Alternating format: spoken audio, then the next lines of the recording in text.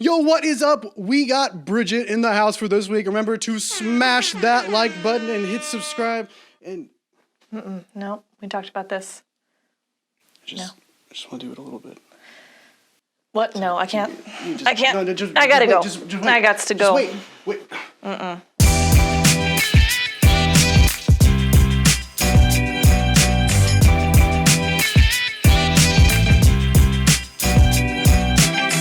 So on this channel, we talk about relationship skills. And I don't think it's fair for me to just sit here and tell you about relationship skills without a girl's point of view. So I brought in my friend Bridget. Been friends for at least 10 years. And, I think we both can share stories about when we were ghosted. It happens to everybody. And we all know it doesn't feel good, especially when you're the one being ghosted. Well, let's start with what is ghosting. Yeah, well, ghosting is when you're talking to someone, you're texting, you're trying to start a relationship, maybe you're in a relationship, maybe it's a long-term relationship, and all of a sudden they just go radio silent. Just nothing. And even worse, they might even have left you on red. It's not necessarily a hard and fast rule, but just look for that pattern whenever you're talking at a certain frequency, a certain messages per day or per hour, and then all of a sudden it drops to at least 10 times less than that. Or maybe even more than that. Maybe 100 times less than that. I don't even think you have to put it in variables such as numbers. That's the engineer in me. I'm always doing that. I think that while I am also very analytical and logical, I think that intuitively, you've been ghosted when it feels weird, when it feels wrong. Something has changed in the communication dynamic between you and this person, and you start to worry. Or you have to double text and you don't normally double text. Like something is off from what it was before. That is what ghosting is. It's not how many hours have gone by, who's left who on red. It's something's off. Something's weird. And I think Bridget's totally right. I'm really bad about this, but if you try to put a formula to it, you'll probably end up giving yourself more anxiety in the situation because people aren't math equations. And I'm also not going to advocate playing any sort of game, right? So, he didn't text me in this many hours, so I'm not going to text him in this many hours just to show him we're talking about you're having a relationship with someone or some sort of communication with someone and something goes wrong. The train is derailed somehow. That's what we're talking about. So why does ghosting happen, Ryan? Do you know? I know Bridget knows, but I think Bridget does it more than I do. I do it accidentally. What do you mean I do it more than you do? Okay, here. No, we're going to talk about. Okay. So I will share. It's important to note that ghosting is a sign of immaturity, and it's a sign of not being able to man up and say, I'm not interested. I don't want to see you again. It's just the easy, cowardly way out. If I meet someone on an app, and I've never gone on a date with them, we've exchanged a few text messages, maybe not even text, maybe just literally through the dating app. I don't feel like I necessarily owe them any explanation because that's the nature of dating apps.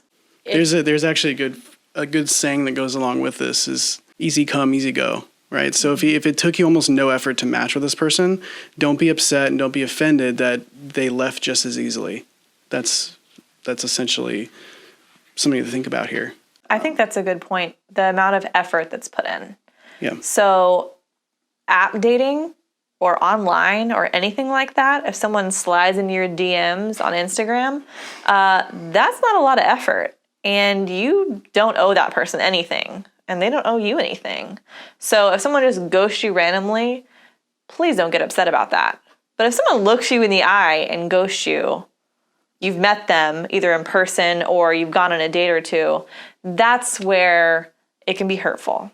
It's definitely hurtful. And really, ghosting, the act of ghosting really says more about the person ghosting you than it does about you as in the one being ghosted. For sure. You know, in all honesty, I think it's bad for the ghoster to do that because it really prevents you from developing those stronger communication skills for when you need to leave a situation and you can't exactly ghost your way out of it.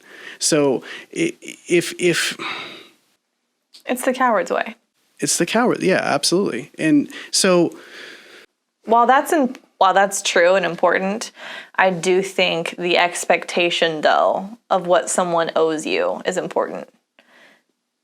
Right? So if someone looks you in the eye and goes on a date, it's okay to expect them to shoot you a text and say, hey, it's not working out, right? And it's okay to be hurt if that doesn't happen, if they ghost you. But if all of your interactions are online, I mean, you're going to forever be hurt if you are hurt by that. There's one key thing to remember here is that people, guys and girls, everybody, people do what they want to do and they don't do what they don't want to do. Easy as that. If they want to text you or talk to you or call you or respond to your Instagram message, they will do it if they want to. And if they don't want to, they won't. And that's not always a reflection on you if they don't want to. It's you can't. I think it's never a reflection on you. Yeah. I mean, but you have to be careful thinking like that too, because it can. If you think it's never a reflection on you, it can put you into this mindset of not needing to improve upon yourself. So, you know, you have to be careful with that too. But it does help you maintain that confidence to say, that's probably them. 100%. I think that 9 times out of 10, and that's my own unbiased, objective, unresearched. This is my own opinion. Yeah. That 9 times out of 10, it's not you, it's them. It's not you. Don't look back on what you could have done, what you could have said, what you did wrong. Depending on the situation, it just could be they're not interested. And it's not because you're not interesting. It's just because not everyone has to like everybody else. That's just a fact of life. There is a situation where I do support ghosting if you feel like being honest with them is going to make them lose their temper and put you in a dangerous situation. Oh, of course. You know, that's ghost and then call the cops. Yeah, I mean, depending on the severity of it, right? You know, but I think that if you're in a mild situation and you don't really like the person anymore, I would suggest to not ghost them simply for you to build those communication skills. Mm-hmm. Because, you know, there's going to be other situations where you don't want to be involved anymore and you can't ghost your way out of it. Well, and I do want to make one caveat here to ghosting. To the ghosters out there, that if you're ghosting because you don't feel safe, that's okay. 100%.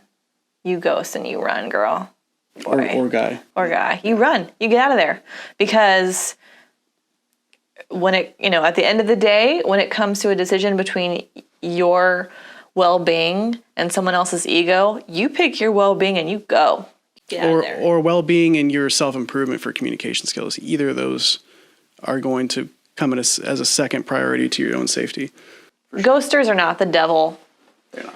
Let's put that out there, even though this is a situation that happens a lot and it can be very hurtful. This is not the worst thing you can do to somebody, right? So if you've ghosted somebody or you feel like you want to ghost somebody, just try not to. Just try it. There may be another avenue open, but if you absolutely have to, or it's going to hurt you not to, then do it. What to do if you're ghosted? What can you do? I mean, you can't really ask them, hey, why'd you ghost me? You could, but it's really not cool. Yeah, guess what? It's never going to work. They'll never respond. They won't tell you. Mm-mm. Even if you message them 1,000,000 times. They will leave you on red. I am not speaking from experience. You ask people. Yeah, I totally ask people because I'm all about self-improvement. I do the petty thing And I post a bunch of Instagram stories and Snapchat stories of That are like really vague.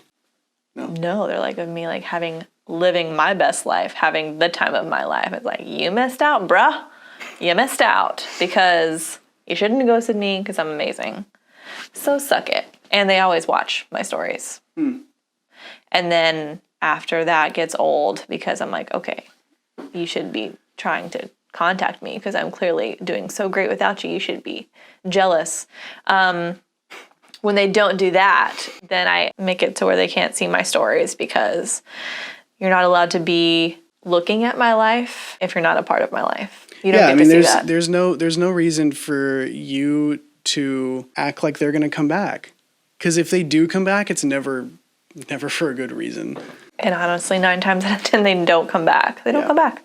And that's totally okay. So what can you do if you're ghosted? Well, let's list the things. What can you do if you're ghosted?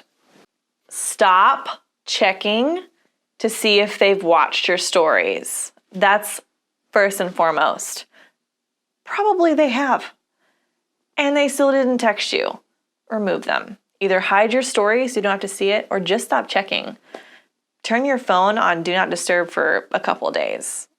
Okay, that's crazy. That's insane. That's a little much. Yeah. Just unfollow them. Unfollow them and hide your stories from them so that you're not scrolling to see if they've watched your stories, because that is going to keep on hurting. Also, it may be helpful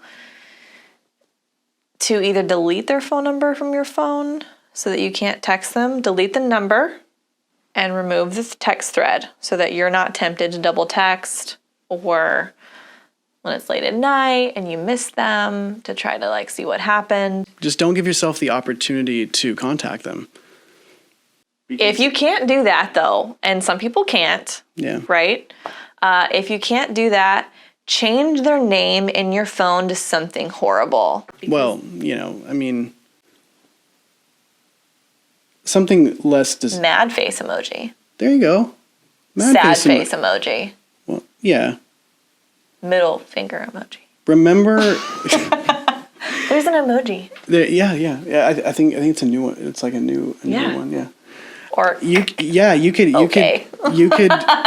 could change their name in your phone to reflect how they made you feel, as a reminder that, hey, if you try to reach out to this person, they're going to make you sad face emoji. Or mad face emoji. Or middle finger emoji. Exactly. That's the one. Exactly. So, at the end of the day, you're not going to know why they ghosted you. But remember, if they wanted to talk to you, they would have. They don't want to talk to you.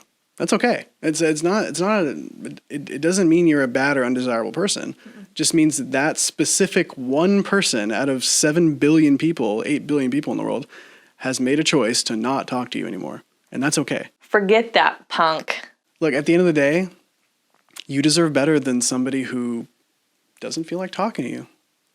You're better than that. You deserve better than that. I promise. Well put, Ryan. Couldn't have said it better myself. I have to say it to myself sometimes. I couldn't have said it better myself. So, hey, if you like content like this, remember to hit subscribe. Okay, I'm not, yeah, exactly. Look at that. She has the mug. Perfect mug. So, if you like content like this, remember to hit subscribe, and every week we have new videos coming out every Thursday. Until next week, I'm Ryan. I'm Bridget. I don't want to say my name. Why? Just you say it. She's Bridget.